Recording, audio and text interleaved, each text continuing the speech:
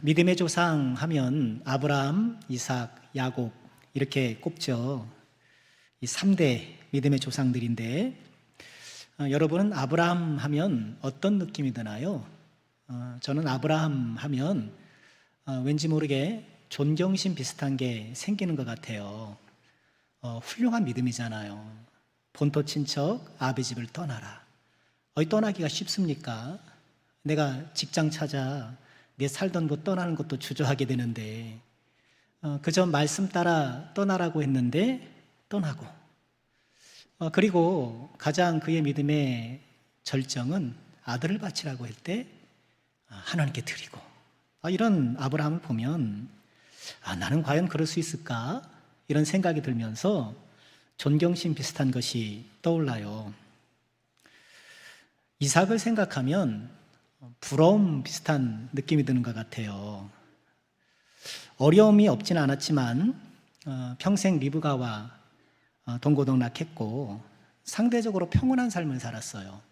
그러니까 이삭의 평온한 삶을 보면 일부일처가 큰 기본이 아니었나 그런 생각을 하게 돼요. 그러니까 아브라함이 왜 이렇게 고생했는가? 아브라함의 고생을 보면 이스마엘을 통해서 하가를 얻어가지고 죄송합니다.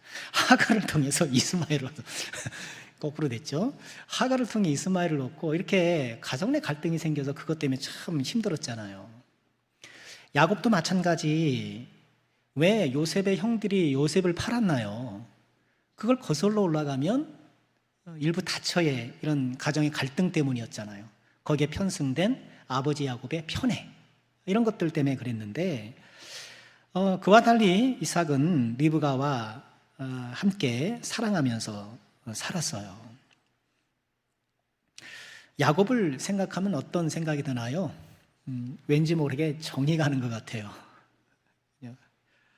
자신의 성공 욕망을 위해서 아버지를 속이고 형을 속이고 또 그러면서도 그의 삶의 부분 약복강처럼 하나님께 막 매달리는 것도 있고 어떤 인간적인 성공 욕망과 은혜의 욕망이 이렇게 뒤섞여 있는 야곱을 보면 참 나 자신을 보는 것 같아요.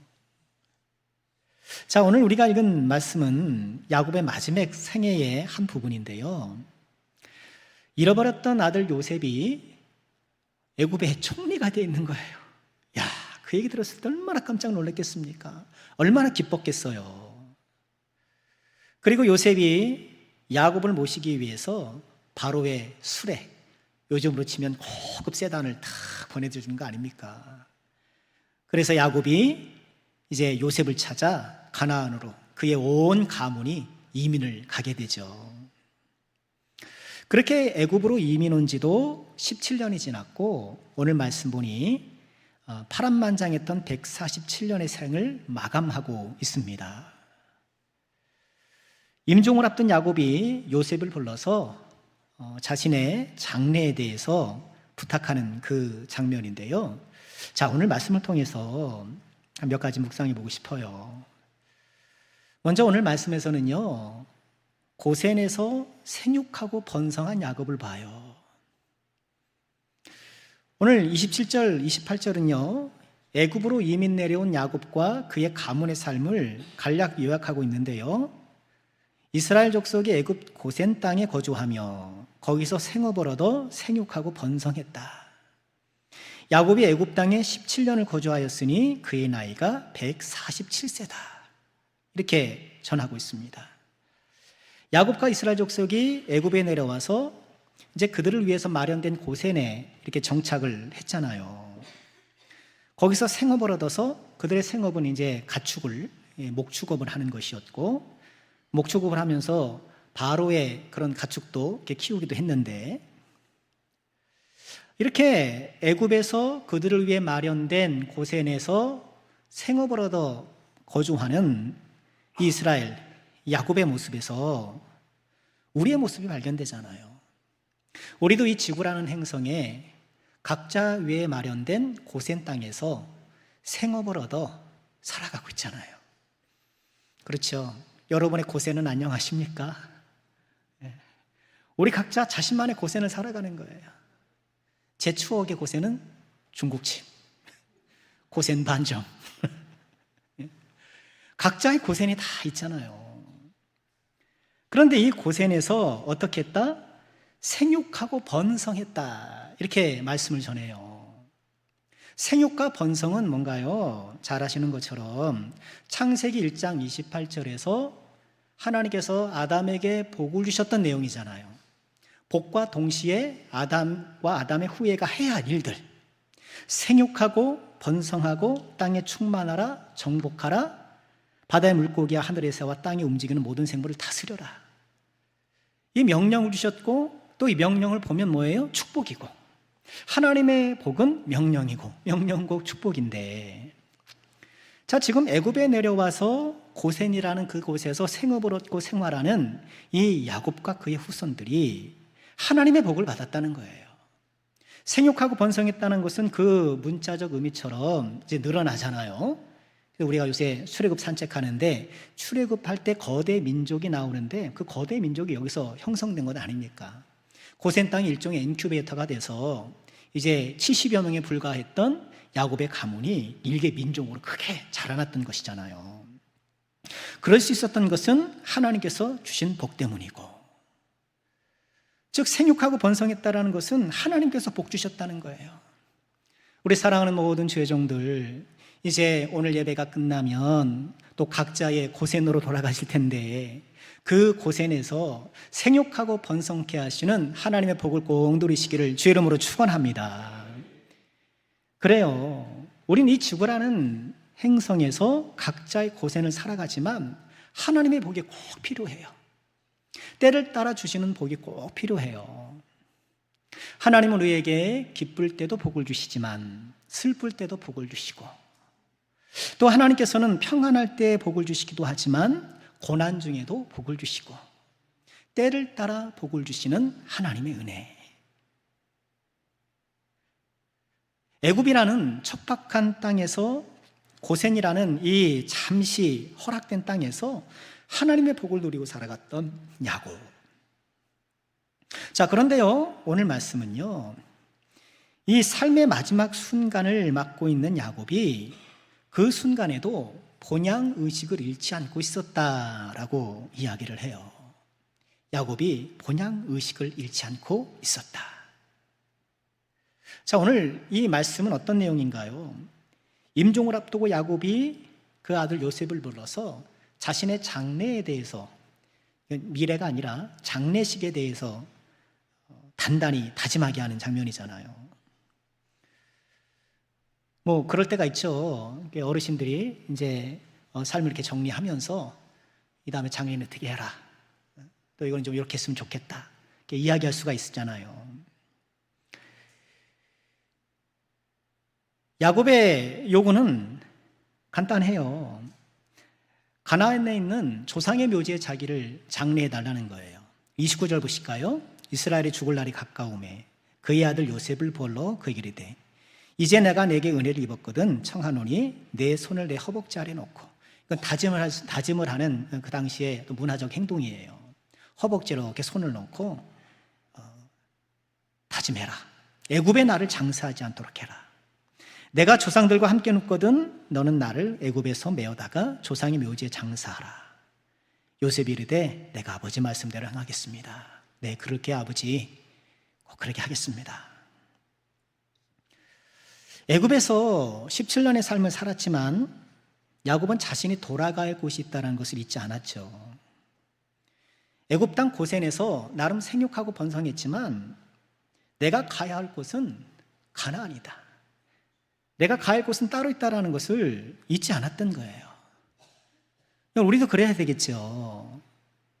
이 지구라는 행성에서 각자의 고센을 살아가는 우리들, 그 안에서 때때로 하나님께서 주시는 그 은혜에 힘입어서 생육하고 번성하는 그런 복을 누리게 되지만 이곳이 우리의 영원한 집이 아니라는 것을 우리는 잊지 말아야겠죠. 이 세상은 우리 집이 아니에요. 우리가 돌아갈 곳이 있어요. 오늘 오전에도 장로님께서 그런 기도를 해주셨던 것으로 기억되는데, 우리가 나그네 임을 잊지 않게 하소서. 나그네 임을 잊지 말아야 돼요. 잠시 왔다가 가는 사람들이에요. 이나그네, 이나그네 목사, 김나그네 권사님, 박나그네 집사님이세요. 야곱에게 정을 느끼는 이유 가운데 하나는요, 성공 욕망이 그 안에 늘 있었지만 시간이 갈수록 야곱의 믿음이 원숙해지고 있다는 거예요. 이게 참 정이 가는 대목이에요. 생각해 보세요. 젊었을 때 야곱이 얼마나 혈기왕성했는가. 아버지와 형을 속이고 하란으로 도망칠 때 처음 베델에서 하나님을 만났잖아요. 그 전까지는 하나님 몰랐어요. 할아버지가 아브라함이고 아버지가 이삭이고, 요즘으로 치면 할아버지가 목사님이고 아버지가 장로님이고, 이런 믿음의 가문에서 자랐지만 믿음이 하나도 없었단 말이죠. 그러다가 베델을 지나던 중에 거기서 하나님 만나는 거예요. 야, 하나님이 계시는구나. 우리 자녀들이 이 베델 경험이 다 있어야 돼요. 하나님 만나야 돼요. 베델 이후 하나님이 계시다는 것을 알았고, 물론 그렇다고 해서 금방 그의 삶이 아주 두드러지게 바뀐 것 같진 않아요. 그러나 분명한 것은 꾸준히 믿음이 성장하더라고요. 이후 하란에서 삶을 이렇게 들여다보면 하나님을 이야기하고 믿음을 이야기하고, 이렇게 그의 말에 이렇게 믿음적인 요소가 막 이렇게 나타나기 시작을 해요. 그러다 이제 노년이 되어서 그의 믿음이 원숙해졌어요.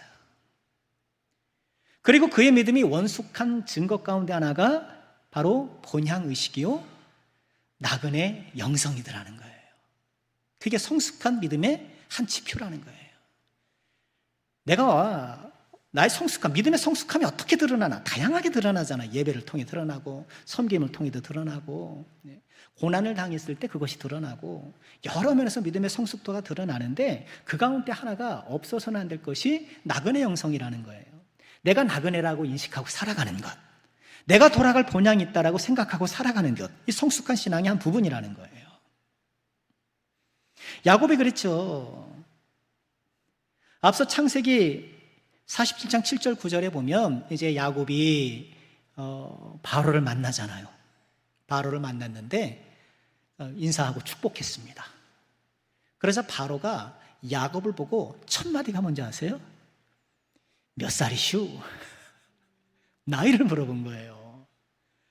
그러니 본인이 처음 봐도 바로가 봐도 수많은 사람을 봤지 않겠습니까? 야, 도대체 이 사람 나이가 얼마나 될까?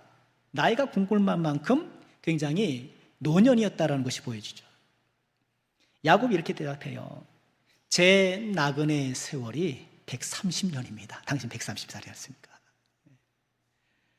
내가 나그네 인생을 살았지만 조상이 살았던 거에 비해 너무 작고, 그런데 험악한 세월을 보냈습니다 하면서 바로 앞에서 본인의 인생을 나그네 세월입니다. 어느 순간부터 이 야곱은 나그네 영성이 형성되기 시작했고 본향의식이 자라기 시작했고, 그리고 그의 시간이 흐르고 이제 주님을 만날 때가 다가왔을 때 그것이 더욱더 선명해지고 풍성해지더라는 거예요. 우리에게 본향이 있다는 것이 얼마나 큰 축복입니까? 우리는 이것을 잊지 말아야 돼요. 우리가 왜 예수를 믿습니까? 인간답게 살아보려고, 물론 그것도 포함되지만 예수님을 믿는 가장 직접적인 이유는 천국 가려고 믿는 거예요. 아멘이신가요? 천국이 없으면 예수 믿는 것이 무슨 소용이 있겠어요? 아니, 천국이 없으면 예수를 뭐처럼 믿어요? 이 시간에 왜 여기 있습니까? 오늘도 덕유산 갔어야지. 어제 너무 좋더라고요. 하늘이 그냥 얼마나 파란지. 이야.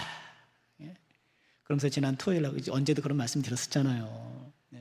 오늘도 날씨가 좋으면 덕유산에 사람들이 바글바글 할 텐데 우리 성도님들이 이렇게 다 교회 나와가지고 아침부터 저녁까지 이렇게 섬기는데, 아유, 참 믿음이 귀하다. 교회 오시면 잘해드리지. 그런 생각을 또 했는데, 예수 천국 불신 지옥, 여러분, 이 여덟 글자가 좀 복음을 전할 때 좀 거칠게 느껴지고, 그렇게 복음을 전하고 외치는 분들이 뭔가 좀 사람들에게 호감을 주는 외모가 아닌 경우가 있어서 좀 거리낌이 생길는지는 모르겠으나, 그러나 예수천국 불신족만큼 복음의 핵심을 분명하게 드러나는 문구가 또 있겠습니까? 예수천국 불신지요.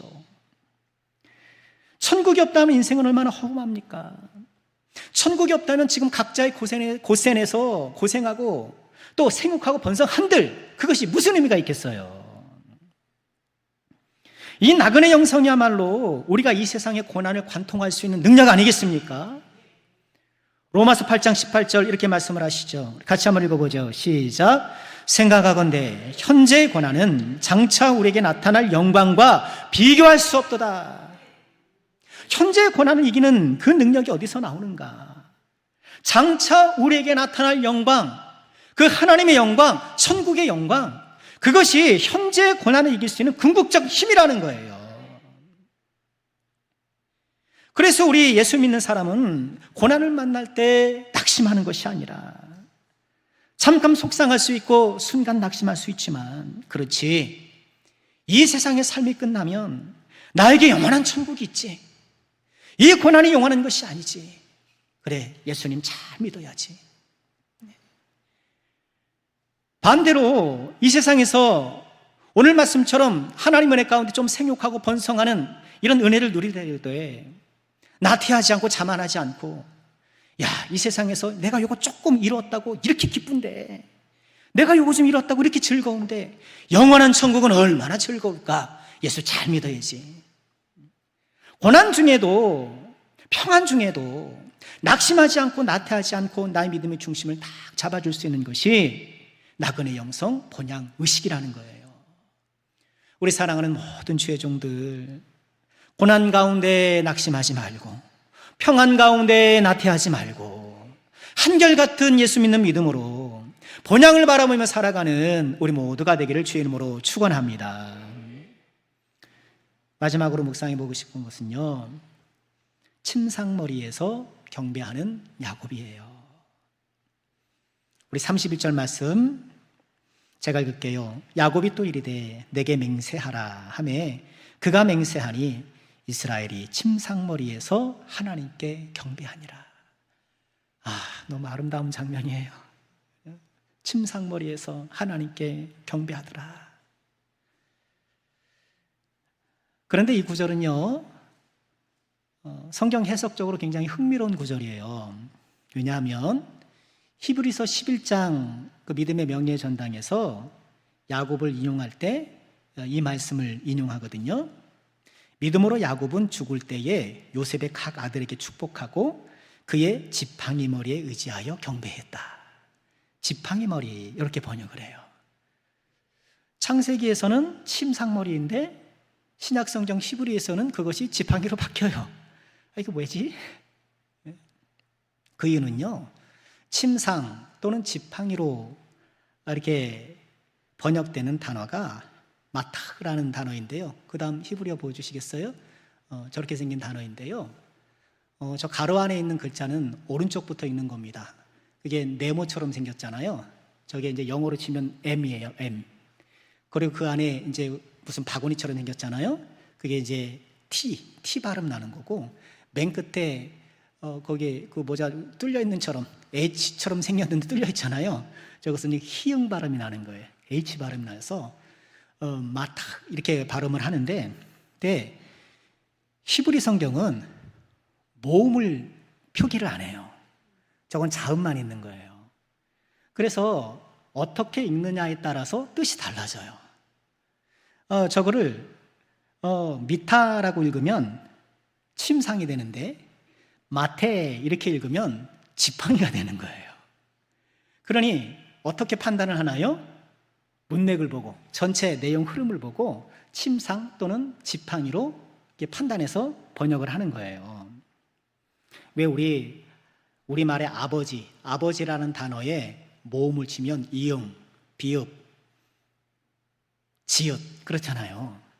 그럼 이응, 비읍, 지읒에 또 다른 단어도 있잖아요. 생각도 뭐 있죠? 예? 아버지 말고 뭐가 있죠? 예배자. 저도 한참 생각했어요. 뭐 같더라. 한참 생각했는데 예배자가 있더라고요. 그러니까 이응, 비읍, 지읒이 있으면 문맥에 따라 아버지도 될 수 있고 예배자도 될 수 있고 그렇잖아요. 그러니까 문맥에 따라 읽는 거예요. 그런데 신약 성경은요, 히브리 성경을 헬라어로 번역한 70인경을 인용했는데 그 성경에서는 지팡이로 읽은 거예요. 참고로 이제 히브리 성경에 모음이 사라지잖아요. 모음이 없이 그냥 쭉 펼쳐 있잖아요. 자음만 있잖아요. 그러니 이게 어떻게 읽을지 이게 확정이 안 되잖아요. 그래서 히브리 학자들이 모여서 주후 500년부터 약 800년 사이에 이제 그게 모음 구호를 달아요. 모음 구호를 달아서 좀 이렇게 막 모양을 만들어서 달아요. 목사람들은 맞솔 학자라 그런데 이 히브리 성경을 헬라어로 번역한 이 성경은 주전 200년 전에 왔단 말이에요. 그리고 막솔 학사들이 모음을 붙인 것은 주후 500년이에요. 그러니까 지팡이로 번역한 역사가 상당해요. 교회가 굉장히 오랫동안 지팡이로 번역해 왔거든요. 그런데 맞솔 학자들은 그게 지팡이라기보다도 비슷한 연계 다른 구절에 그 근처에 있는 구절이 다 침상으로 번역하니까 침상으로 번역하는 게 맞다라고 그들은 생각했던 거예요. 그래서 우리는 두 가지 단어를 보게 되었는데, 그러니 오랫동안 이 침상을 지팡이로 읽어왔던 거예요. 근데 그것도 굉장히 은혜로워요. 야곱의 지팡이라는 것은 뭔가요? 야곱의 손때 묻은 지팡이. 야곱이 그러죠. 제가 지팡이 하나로 요단을 건넜지만 지금은 두 대나 외웠습니다. 야복강에서 하나님의 사자에게 환도뼈를 맞고 다리를 절 때에도 지팡이를 들어 했고, 그의 평생에 손잡고 있었던 그 지팡이는 하나님이 함께 하셨던 모든 삶의 현장을 상징적으로 보여주는 도구잖아요. 지팡이로 상징되는 하나님의 은혜. 그러니 지팡이 머리에 의지해서 하나님을 경배했다고 한다는 것은 이 노쇠한 야곱이 마지막에도 그의 삶과 함께 하셨던 하나님의 은혜에 의지해서 경배했다는 얘기인 거예요. 이 지팡이 머리에 의지했다는 것은 참 은혜로운 장면인데, 자, 그러나 우리에게 주신 창세기 본문에서는 침상머리라고 하니까 생각해 보세요. 노쇠한 야곱이 침상머리에서 하나님을 경배하는 장면. 예. 그러고 보면 우리 인생은 요란머리에서 시작해서 밥상머리를 떠돌다가 결국은 침상머리에 눕는 것이 우리 인생이 아닌가. 그렇죠. 가장 중요한 것은 뭐예요? 침상머리예요. 때때로 우리는 나의 요란머리가 별 볼 일 없다고 낙심하고 원망할 때도 있어요. 나는 왜 이런 요람에서 인생을 시작했지? 왜 부모님은 나에게 이런 요람밖에 못 줬지? 그럴 수 있어요. 한편으로는 이해하면서 한편으로는 원망하면서 복잡하고 아쉬운 마음으로 자신의 요란머리가 부족했던 것을 아쉬워할 수가 있단 말이에요. 또 사람들은 살아가면서 밥상머리 주변을 맴도는 것 같아요. 그렇죠. 얼마나 내 밥상머리가 화려한가, 화려한 밥상머리로 꿈꾸면서 내 밥상머리가 좀 화려하면 으쓱하고 남들보다 초라한 것 같으면 왠지 위축되고, 그러면서 밥상머리 주변을 맴돌며 살아가는 우리 인생인데, 그러나 요란머리도 아무것도 아니고 밥상머리도 아무것도 아니고 마지막 침상머리가 너무너무 중요한 거예요. 요란머리가 아무리 화려한들, 밥상머리가 아무리 풍성한들, 마지막 침상머리에서 하나님을 경배할 수 없다면 그것이 무슨 소용이 있겠냐는 거예요. 마지막 침상머리에서 하나님을 부를 수 없는 사람이라면 그의 요란머리와 밥상머리가 아무리 화려한들 무슨 의미가 있겠냐는 거예요. 우리 사랑하는 모든 지어종들, 언제 우리가 모두가 이 침상머리를 맞이할 때가 있을 것인데, 그때에 하나님을 경배하는 믿음이 있으시길 주의 이름으로 축원합니다. 하나님을 경배하는 믿음이 있으길 주의 이름으로 축원합니다. 하나님을 경배하는 기력도 있으시길 축원합니다. 네. 말씀 마칠게요. 오늘 야곱의 인종의 한 장면을 보면서 각자의 고생에서 하나님의 축복을 인생 동력 삼아야 함을 우리가 보았고요. 그러나 이 고생이 우리의 영원한 집이 아니라는 것, 돌아갈 본향이 있다는 것을 우리 잊지 말아야겠고, 삶의 마지막 침상머리에서 하나님을 경배하는 믿음의 사람, 우리가 되기를 소망하며 오늘 하루하루 살아야겠습니다. 펼쳐지는 일상 가운데 하나님과 동행하시는, 또 믿음의 귀한 은혜를 누리시는 복된 종들 되시길 주의 이름으로 축원합니다. 기도하겠습니다.